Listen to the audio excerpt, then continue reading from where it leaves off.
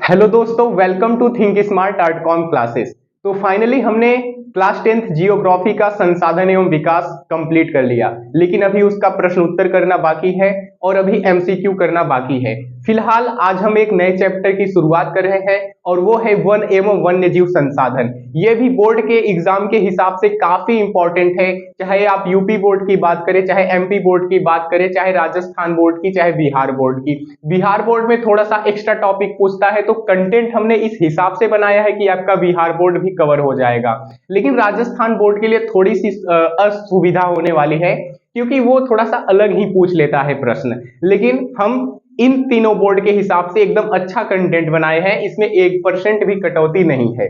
तो चलिए शुरू करते हैं। शुरू करने से पहले आपसे एक रिक्वेस्ट है, अगर आप वीडियो को 720 पे या 1080 पे कर लेते हैं तो आपको बहुत ही अच्छा दिखेगा, और मैं जो बोर्ड पर लिख कर लाऊंगा वो बेहतर तरीके से दिखेगा और आप अच्छे से नोट बना पाएंगे। क्योंकि आप एग्जाम टाइम पे नोट बहुत काम आता है, आपका वो रिवीजन के काम आता है, इसलिए नोट बनाना बहुत ही जरूरी है। तो सबसे पहले हम इस चैप्टर में क्या देखेंगे? इस चैप्टर में हम देखेंगे कि भाई इस चैप्टर में टॉपिक कौन कौन से शामिल हैं। सभी टॉपिक को अच्छे से समझेंगे, ये हम पढ़ेंगे कौन कौन से टॉपिक हम पढ़ेंगे। उसके बाद इस चैप्टर में दो मुख्य कॉन्सेप्ट है, अगर आप वो समझ लेते हैं ना तो आप समझिए कि पूरा आपका चैप्टर आपके हाथ में है। तो वीडियो को पूरा एंड तक देखना, बहुत ही इंपॉर्टेंट लेक्चर होने वाला है। हम ज्यादा लॉन्ग वीडियो नहीं करेंगे ताकि आप बोर ना हो जाएं। तो चलिए सबसे पहले देखते हैं इसमें कौन कौन से टॉपिक हैं। सबसे पहले हम समझेंगे जैव विविधता क्या है। जैव विविधता यानी बायोडायवर्सिटी। जैव विविधता क्या है, इसकी परिभाषा क्या है, इसका क्या कनेक्शन है इस चैप्टर से, ये हम देखेंगे। उसके बाद हम देखेंगे पारिस्थितिक तंत्र क्या है पारिस्थितिक तंत्र। उसके बाद हम देखेंगे भारत में वनस्पति जात और प्राणी जात। सबसे पहले हम देखेंगे वनस्पति जात की परिभाषा और प्राणी जात की परिभाषा और उसका उदाहरण। उसके बाद भारत में वनस्पति जात की क्या स्थिति है और प्राणी जात की क्या स्थिति है। मेरे कहने का मतलब भारत में वनस्पति जात कितनी पाई जाती हैं, प्राणी जात कितने पाए जाते हैं, ये सब हम इस टॉपिक में देखेंगे। तो क्लियर हुआ कि नहीं? और हमारा चौथा टॉपिक है पौधों और प्रजातियों की श्रेणियां। तो आपको पता है आईयूसीएन ने लगभग 4-5 श्रेणियों में विभाजित किया है पौधों और जीव जंतुओं के, जैसे सामान्य श्रेणी, संकटग्रस्त श्रेणी, सुवेध्य श्रेणी, दुर्लभ श्रेणी, स्थानिक श्रेणी। तो ये श्रेणियों में विभाजित किया गया है। हम देखेंगे कि श्रेणियों में क्यों विभाजित किया गया है, ऐसा कौन सा कारण है, और इस श्रेणी के अंतर्गत क्या है, इस श्रेणी के अंतर्गत कौन से कह सकते हैं पौधे हैं, जीव जंतु हैं, वो सभी हम देखेंगे। तो आपका कुछ भी नहीं छूटेगा। उसके बाद हमारा पांचवा टॉपिक है वन संसाधन तथा इसके महत्व। बेसिकली हम पढ़ रहे हैं वन एवं वन्यजीव संसाधन। तो संसाधन की परिभाषा तो हम पहले ही चैप्टर में कर चुके हैं, तो हम संसाधन की परिभाषा नहीं देखेंगे, लेकिन हम देखेंगे कि वन संसाधन क्या है, वन संसाधन क्या है और इसके क्या महत्व हैं, क्या लाभ हैं या महत्व। महत्व और लाभ को आप कह सकते हैं एक ही चीज, लेकिन उसमें अंतर होता है। उसके बाद हमारा अगला टॉपिक हो जाएगा भारत में वन्य जीव व वनों का संरक्षण। देखिए जब वनों का बहुत ह्रास होता है, बहुत तेजी से हम वनों की कटाई करते हैं, तो वन्य जीव का भी ह्रास होता है। क्योंकि जो जीव जंतु रहते हैं, जो प्राणी है, वो वनों में ही रहता है, उनका आवास वन ही है, जंगल है। अगर हम जंगल काट देंगे तो उनका आवास हम हटा देंगे, और जब आवास हटा देंगे तो वो भी बेहतर तरीके से सरवाइव नहीं कर पाएंगे। तो उनके लिए जो अवस्थाएं हैं, जो अवस्थिति चाहिए वो नहीं रहेगा, तो वो सरवाइव नहीं कर पाएंगे। यही है इसमें कि जब वनों का बहुत ह्रास होता है, वन्य जीव का ह्रास होता है, तो उन्हें हमें संरक्षण करने की आवश्यकता होती है। तो इस टॉपिक में हम बेसिकली यही पढ़ेंगे। उसके बाद हमारा अगला टॉपिक है भारत में वनों का वर्गीकरण एवं वितरण। भारत में वनों को लगभग 3 वर्गों में विभाजित किया गया है, जैसे आरक्षित वन, रक्षित वन, अवर्गीकृत वन। तो भारत में वनों का वर्गीकरण क्या है और इसका वितरण कैसा है, कौन से राज्य में है, कौन सा राज्य में अधिक है, ये सब हम देखेंगे। उसके बाद हमारा अगला टॉपिक है समुदाय और वन संरक्षण। देखिए वन संरक्षण, आप ये तो समझ रहे हैं कि वनों का बहुत तेजी से सफाया किया जा रहा है, तो उसके लिए जो समुदाय होते हैं, जो स्थानीय समुदाय होती है, वो वनों के संरक्षण के लिए आवाज उठाती है, उसका विरोध करती है। जंगल जहां कटने लगते हैं वहां वो पहुंच जाते हैं विरोध करने। और कुछ जो एसएचजी होते हैं वो भी विरोध करते हैं। एसएचजी अभी आप नहीं समझेंगे, एनजीओ आप नहीं समझेंगे, लेकिन आपको बिल्कुल भी तनाव नहीं लेना है, अभी बस मैंने एक शब्द यूज किया, बस आप वो जानते रहिए। तो यहाँ पर हम समुदाय देखेंगे और वन संरक्षण देखेंगे। इसी के अंतर्गत हमारा एक आ जाता है चिपको आंदोलन। ये भी काफी फेमस आंदोलन है और बहुत एग्जाम में पूछा जाता है और बोर्ड एग्जाम में भी पूछे जाने की संभावना रहती है और कई बार पूछ भी चुका है। तो पीवाईक्यू अगर आप देखेंगे तो ये चैप्टर काफी इंपॉर्टेंट है, बहुत अच्छा मार्क्स हमें प्राप्त करने के लिए ये उपलब्ध है कह सकते हैं। उसके बाद काफी इंपॉर्टेंट है। तो चलिए हम अपने लेक्चर को स्टार्ट करते हैं। फाइनली हमने समझ लिया है कि इस चैप्टर में हम क्या क्या पढ़ेंगे। तो अब हम बात करेंगे 3 ऐसे कॉन्सेप्ट की जिन्हें अगर आप समझ लेते हैं तो पूरा चैप्टर आप समझ जाएंगे। तो अगर आप इसे स्क्रीनशॉट लेना चाहते हैं तो आप ले सकते हैं। फिर हम आते हैं वो तीनों कॉन्सेप्ट पर, लेकिन ये तीनों कॉन्सेप्ट आपको ध्यान से देखना है, बहुत ही इंपॉर्टेंट है। अगर आपने मिस किया तो चैप्टर समझने में मुश्किल होगी। तो दोस्तों आगे बढ़ाते हैं हम अपने लेक्चर को। हम पहले कुछ बेसिक समझने का कोशिश करते हैं। देखिए, क्या आप लोगों को पता है, जैसे एक होता है स्थल मंडल, एक होता है जल मंडल, एक होता है वायुमंडल। 3 चीजें होती हैं। एक होता है स्थल मंडल, दूसरा है जल मंडल और तीसरा है वायुमंडल। इन तीनों चीजों के मिलने से, ये जो कॉमन पार्ट दिख रहा है आपको, ये जो कॉमन एरिया मिल रहा है, इसे हम कहते हैं जैव मंडल। और आप लोगों को पता है जैव मंडल में ही जीव निवास करते हैं। जैव मंडल में ही जीव निवास करते हैं, मतलब बिना जैव मंडल के जीव नहीं रह सकते, बिल्कुल नहीं। आप सोचिए, स्थल मंडल है मतलब जमीन है, भूमि है, लेकिन वायुमंडल नहीं है, तो क्या आप सरवाइव कर जाएंगे? आप पृथ्वी पर नहीं रह पाएंगे। अगर आप सोचिए कि जल मंडल है लेकिन वायुमंडल स्थल मंडल नहीं है, तो क्या आप रह पाएंगे? नहीं रह पाएंगे। तो तीनों हमें आवश्यक है। अगर आप प्रेजेंट उदाहरण समझे, मान के चलिए आप जहां पढ़ रहे हैं वहां पर वायु है और जल है, आपको पीने के लिए वो पानी है और वायु है सांस लेने के लिए, लेकिन स्थल मंडल नहीं है। आप सोचिए, आप ऊपर से पंखे पर रस्सी से लटक कर आप लेक्चर देख रहे हैं। आप ऊपर है रस्सी और वहीं पर, क्योंकि स्थल मंडल है नहीं और स्थल मंडल नहीं है, तो आप रस्सी पर लटक कर लेक्चर देख रहे हैं। तो सोचिए आप सरवाइव कर पाएंगे? नहीं कर पाएंगे। कब तक आप लटके रहेंगे? आप बोलेंगे इससे अच्छा मुझे गिर ही जाने दो, मैं नहीं यहाँ पर रहने वाला। तो आप ऐसा समझिए कि स्थल मंडल, वायुमंडल, जल मंडल, तीनों के मिलने से जो कॉमन एरिया बनता है उसे हम जैव मंडल कहते हैं। और जैव मंडल में ही जीव निवास करते हैं। और जैव मंडल में सिर्फ एक प्रकार के जीव तो निवास नहीं करेंगे, यहाँ पर विभिन्न प्रकार के जीव निवास करेंगे। और जो जैव मंडल में विभिन्न प्रकार के जीव निवास करते हैं ना, इसे ही कहते हैं जैव विविधता। और जो हमारा अगला टॉपिक है, हमारा जो पहला टॉपिक है जैव विविधता, तो हमने यहाँ पर आपको पहला कॉन्सेप्ट यहाँ पर ये बता दिया है। जो मैं आपको बता रहा था कि 2-3 कॉन्सेप्ट ऐसे हैं जिन्हें समझना आपको मोस्ट इंपॉर्टेंट है। तो हमने आपको जैव विविधता बताया। और अगर आप इसे भाषा में लिखना चाहते हैं तो आप ऐसे लिख सकते हैं, किसी क्षेत्र में पाए जाने वाले विभिन्न प्रकार के जीवों, पौधों तथा सूक्ष्म जीवों की विविधता को जैव विविधता कहते हैं। इसी को हम बायोडायवर्सिटी कहते हैं। जैसे अब आग देखते हैं, अगर आप पृथ्वी पर देखते हैं तो बाघ है, शेर है, हाथी है, हिरण भी है, उसके बाद नीम है, पीपल का वृक्ष है, आम है, गेहूं है, बैक्टीरिया है, कवक है। तो ये जो हम जैव मंडल बता रहे हैं, जैव मंडल में विभिन्न प्रकार के जो जीव निवास करते हैं उसे ही जैव विविधता कहते हैं। यानी जीवों में जो विविधता है वही है जैव विविधता। और सिर्फ जीवों में विविधता नहीं, बल्कि पेड़ पौधों में भी विविधता है। उसके बाद यहाँ पर बैक्टीरिया भी है, कवक भी है। ये सब जो विविधताएं आपको देखने को मिल रही है, यही है जैव विविधता। तो मुझे उम्मीद है आपको पहला टॉपिक जैव विविधता क्या है आपको समझ आ गया। अब एक प्रश्न उठता है, हम पढ़ रहे हैं वन एवं वन्य जीव संसाधन, तो हमने जैव विविधता को क्यों पढ़ा? क्योंकि ये डायरेक्ट लिंक है इस चैप्टर से। सोचिए, अगर जीव ही नहीं रहेंगे, अगर पेड़ पौधे ही नहीं रहेंगे, तो क्या जैव विविधता हो पाएगा? जैव विविधता बन पाएगा? बिल्कुल नहीं। जैव विविधता के लिए आवश्यक है जैव मंडल, और जैव मंडल में वन और वन्य जीव का रहना आवश्यक है। तो आप ऐसे समझ सकते हैं जैव विविधता को। अब एक प्रश्न उठता है कि भाई जैव विविधता क्यों आवश्यक है? आवश्यक है नहीं कह सकते, बेसिकली कह सकते हैं कि जैव विविधता का क्या महत्व है। जो महत्व है वही तो आवश्यकता हो सकता है। तो जैव विविधता के लाभ या महत्व क्या है? तो इसमें 4-5 पॉइंट है। अभी यहाँ पर मैंने 4 पॉइंट लिखा है, 1 पॉइंट अभी और बाकी है। ये बोर्ड पर नहीं आ रहा था इसलिए मैंने नहीं लिखा। तो जैव विविधता के लाभ या महत्व क्या है? तो सबसे पहला है पर्यावरण संतुलन। आपने पर्यावरण की परिभाषा तो बचपन में समझा है, लेकिन पर्यावरण संतुलन क्या है? आप ऐसे समझिए, आप एक कहानी सुने हैं कि यार घास को हिरन खाता है, हिरन को शेर खाता है और शेर मर जाता है, उससे मृदा निर्माण होता है, अच्छा मृदा निर्माण होता है, फिर उसी मृदा में पेड़ पौधे होते हैं, घास फूस होते हैं, फिर उसके बाद हिरण खाता है, फिर हिरण को शेर खाता है। ये प्रक्रिया लगातार चलती रहती है, जिसे हम कहते हैं फूड चेन। तो आप ऐसे समझ सकते हैं, वही है पर्यावरण संतुलन। तो पर्यावरण संतुलन और कुछ नहीं है, जो हमारा फूड चेन है वही है पर्यावरण संतुलन। अगर फूड चेन हमारा गड़बड़ हो जाए तो पर्यावरण संतुलन हमारा नहीं रहेगा, पर्यावरण असंतुलित हो जाएगा।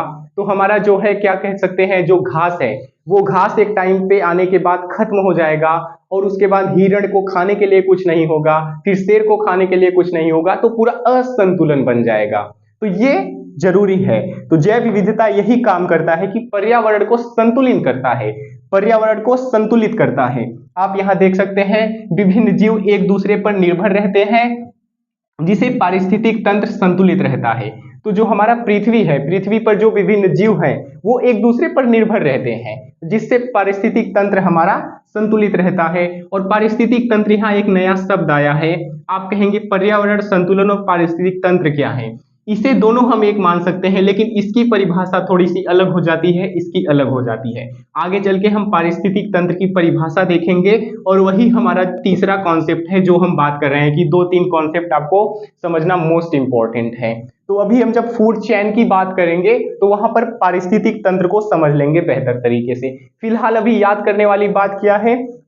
याद करने वाली बात यह है कि पर्यावरण संतुलन एक कॉन्सेप्ट होता है जो जैव विविधता का एक महत्व है।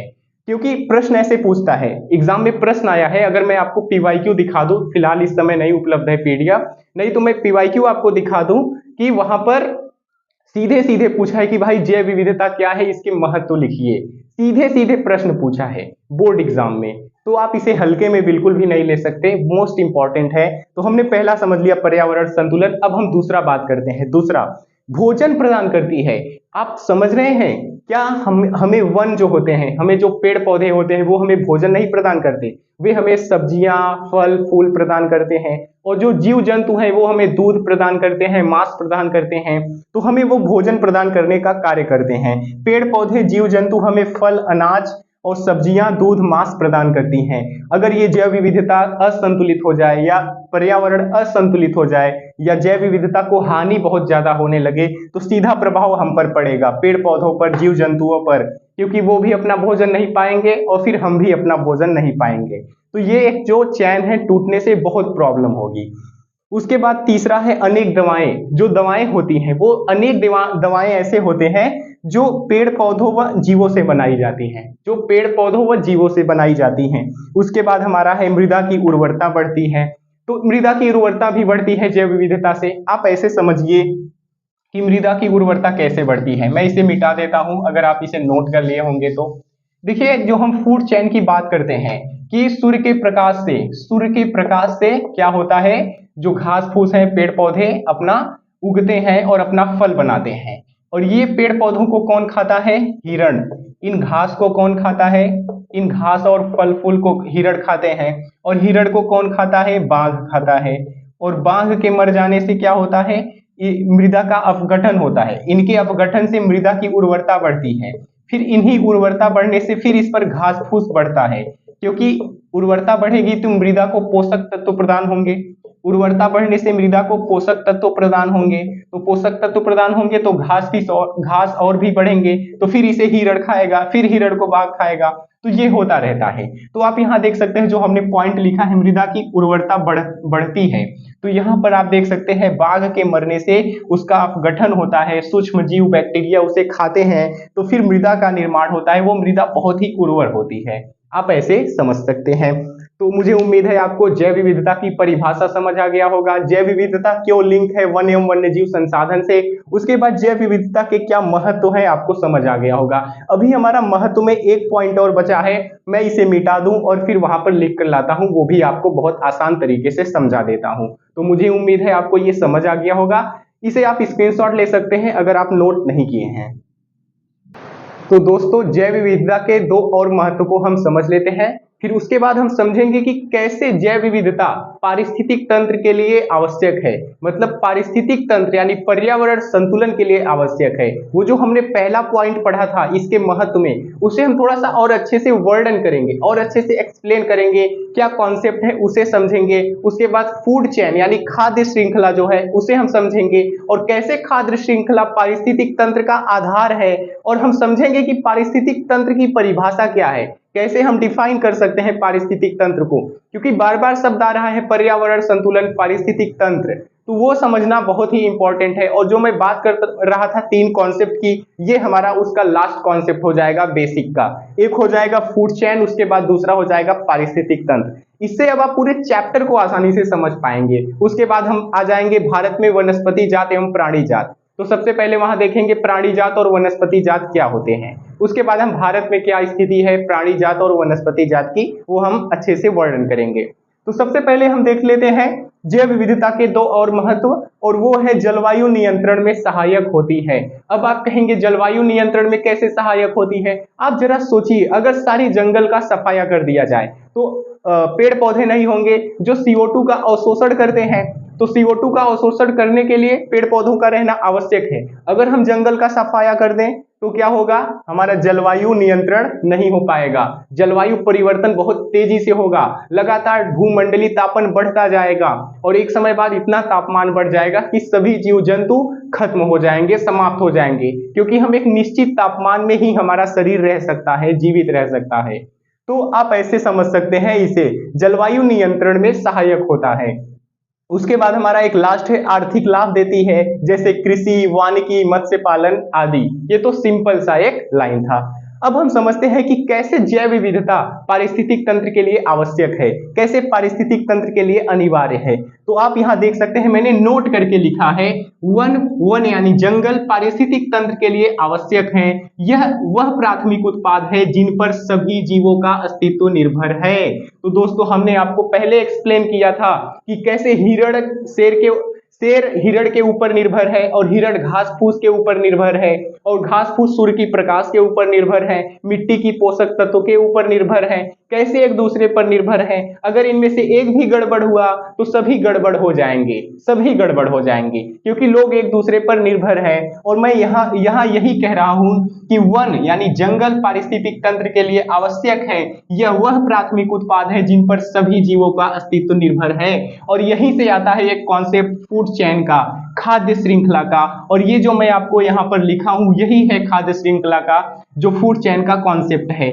और फूड चेन यानी खाद्य श्रृंखला पारिस्थितिक तंत्र का आधार है, अभी हम समझने वाले हैं। जैसे आप देखिए, सूर्य के प्रकाश से और पोषक तत्वों से, जो मिट्टी में पोषक तत्व हैं और सूर्य के प्रकाश से क्या हुआ, घास हुए, पेड़ पौधे अपना भोजन स्वयं बनाए, और इन घास और पेड़ पौधों को कौन खाया? हिरण खाया। हिरण खाया, और हिरण को किसने खाया? बाघ खाया, यानी बाघ हिरण को खाया, और बाघ के मर जाने से क्या हुआ? उसके शरीर का अपघटन हुआ, और शरीर के अपघटन से क्या हुआ?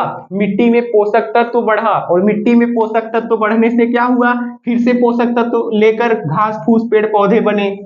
तो ये जो एक प्रक्रिया देख रहे हैं आप पूरी लगातार चल रही है, तो इसी को कहते हैं खाद्य श्रृंखला। लेकिन अगर इनमें से एक टूट जाए, जैसे अगर हमारा बाघ ना रहे, तो बाघ ना रहेगा तो मिट्टी में पोषक तत्व तो नहीं मिलेंगे, तो घास फूस नहीं होंगे, तो घास फूस नहीं होंगे तो हिरण भूखा मरेगा, तो एक पूरा चैन गड़बड़ हो जाएगा, पूरा अव्यवस्था हो जाएगा। और आप इसे ऐसे समझ सकते हैं कि कैसे खाद्य श्रृंखला पारिस्थितिक तंत्र का आधार है, और खाद्य श्रृंखला पारिस्थितिक तंत्र का आधार है, और खाद्य श्रृंखला किस पर निर्भर है? जैव विविधता पर है, यानी बायोडाइवर्सिटी पे है।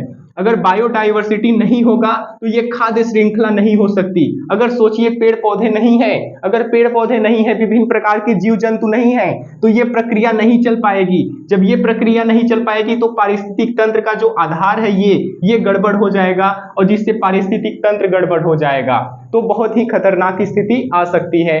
अब आप समझिए कि पारिस्थितिक तंत्र क्या है, क्योंकि मैं बार बार यहाँ पर एक शब्द ले रहा हूँ, एक शब्द का नाम ले रहा हूँ, वो है पारिस्थितिक तंत्र। तो पारिस्थितिक तंत्र क्या है आप समझिए, जीव तथा उनके भौतिक पर्यावरण। भौतिक पर्यावरण क्या है? भौतिक पर्यावरण हो गया जल, वायु, मृदा। मैं यहाँ पारिस्थितिक तंत्र आपको एकदम इजी भाषा में समझाता हूँ। जीव तथा उनके भौतिक पर्यावरण जल, वायु, मृदा आदि के बीच होने वाली परस्पर क्रिया से बनने वाली व्यवस्था को पारिस्थितिक तंत्र कहते हैं। जीव तथा उनके भौतिक पर्यावरण जल, वायु, मृदा आदि के बीच होने वाली परस्पर क्रिया से बनने वाली व्यवस्था को पारिस्थितिक तंत्र कहते हैं। और यहाँ भी देखिए, मैं जो पीछे आपको एक्सप्लेन किया था कि स्थल मंडल, जल मंडल, वायुमंडल मिलकर जो कॉमन एरिया बनता है उसे जैव मंडल कहते हैं। उसी जैव मंडल में विभिन्न प्रकार के जीव जंतु रहते हैं और वे जीव जंतु आपस में जब क्रिया करते हैं और अपने भौतिक पर्यावरण यानी जल वायु और क्या है मृदा, उन दोनों इन चीजों से जब अपना अंतःक्रिया करते हैं, परस्पर अंतःक्रिया करते हैं, तो उसी से जो निर्मित व्यवस्था होती है उसी को हम कहते हैं पारिस्थितिक तंत्र। पारिस्थितिक तंत्र उसी को कहते हैं। मतलब जीव तथा उनके भौतिक पर्यावरण जल, वायु, मृदा आदि के बीच बनने वाली परस्पर क्रिया से जो व्यवस्था बन रही है उसी को हम पारिस्थितिक तंत्र कहते हैं। तो दोस्तों यहाँ पर हमारा एक टॉपिक कंप्लीट होता है। जैव विविधता क्या है? जैव विविधता के अलावा जो छोटे छोटे 3 कॉन्सेप्ट थे जैसे पारिस्थितिक तंत्र, फूड चेन, वो कैसे कनेक्टेड है वन एवं वन्यजीव संसाधन से। अगर इनमें से वन गायब कर दिया जाए, अगर घास फूस ना हो, वन पेड़ पौधे ना हो, तो कैसे पूरी फूड चेन प्रभावित होगी और फूड चेन प्रभावित होने से पारिस्थितिक तंत्र प्रभावित होगा। पारिस्थितिक तंत्र प्रभावित होने से पूरे जो व्यवस्था है वो प्रभावित होगी। व्यवस्था कहने का मतलब जो मनुष्य है वो भी प्रभावित होंगे, हर एक जीव जंतु प्रभावित होगा। तो इससे बहुत ही खतरनाक हानि होने वाली है। तो मुझे उम्मीद है आपको ये सभी टॉपिक समझ आया। अब हमारा है भारत में वनस्पति जात एवं प्राणी जात। तो आज का वीडियो हम यही एंड करते हैं। कल के वीडियो में हम स्टार्ट करेंगे भारत में वनस्पति जात एवं प्राणी जात। सबसे पहले हम देखेंगे वनस्पति जात की परिभाषा, फिर प्राणी जात की परिभाषा, उसके बाद भारत में क्या स्थिति है। जैसे कहते हैं विश्व के 8% यानी 16 लाख प्रजातियां हैं, तो ऐसा कुछ हम थोड़ा सा फैक्ट देखेंगे। उसके बाद हम धीरे धीरे अपने चैप्टर को आगे बढ़ाएंगे। मुझे उम्मीद है ये टॉपिक आपको आज का जो हमने बताया कि हम क्या क्या टॉपिक इस चैप्टर में क्या क्या पढ़ने वाले हैं, उसके बाद जो हमने ये टॉपिक बताया बायोडायवर्सिटी का, वो आपको बहुत बेहतर तरीके से समझ आया होगा। तो मिलते हैं आपसे अगले लेक्चर में। Thank you.